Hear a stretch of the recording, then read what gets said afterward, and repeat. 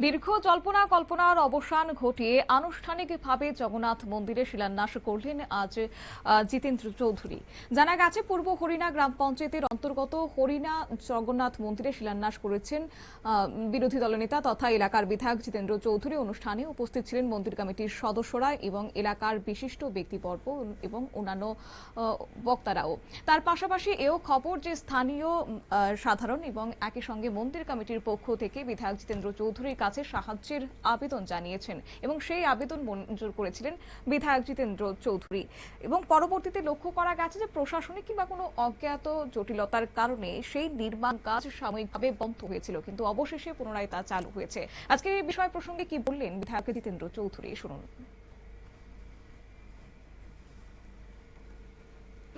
তো এখানে মন্দিরের যে সেবায়িত যারা বা সেবক বা অন্যরা যারা এরকম যাত্রীরা আসে, তাদের সুবিধার জন্য বসা, বিশ্রাম করা বা অন্যান্য জন্য একটা পরিকাঠামো দরকার। তো আমার কাছে এই কমিটি এরকম বিধায়ক এলাকা উন্নয়ন প্রকল্প থেকে তারা কিছু পয়সা দেওয়ার জন্য চেয়েছিলেন, এটা মঞ্জুর করা হয়েছে। এর কাজ টেন্ডার কন্ট্রাক্টর নিয়োগ করা হয়ে গেছিল, কোনো একটা কারণে এই কয়েকটা মাস স্থগিত ছিল।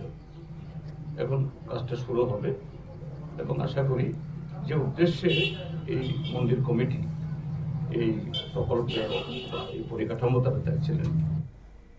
বিধায়ক জিতেন্দ্র চৌধুরীর বক্তব্য আপনারা শুনলেন। অন্যদিকে একই সঙ্গে এলাকার সার্বিক উন্নয়ন, পাশাপাশি জগন্নাথ মন্দিরের অগ্রগতির কথা বিবেচনা করে আগামী দিনে কাজ করবেন বলে জানিয়েছেন মন্দির কমিটির সম্পাদক সুদর্শন চক্রবর্তী। শুনুন ওনার বক্তব্য।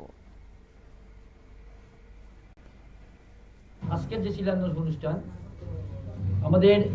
আমি বর্তমান যে মন্দিরের সামনে দাঁড়িয়ে আছি সেটা আমাদের জগন্নাথ বাড়ির পুরনো মন্দির। এই মন্দির স্থাপিত হয়েছিল 1398 সালে।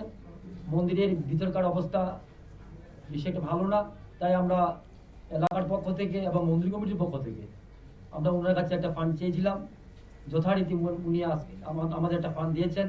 সেই ফান্ডের 8,38,000 টাকা। এই টাকা দিয়েই আমাদের মন্দিরের কাজ শুরু হবে। তাই আমরা পুরনো মন্দিরটার পাশেই ওনার বরাদ্দকৃত যে টাকা, ওই টাকা দিয়ে সাবুমে একজন কন্ট্রাক্টর মহোদয় এই কাজটা দেখাশোনা করবেন। এই জন্যই আমরা মন্দিরের পাশে আমরা একটা নতুনভাবে ওপেন এয়ার স্টেজ আমরা করার জন্য মাননীয় বিধায়কের কাছে আমরা ফান্ড চেয়েছি। যথাযথ ফান্ড দিয়েছেন।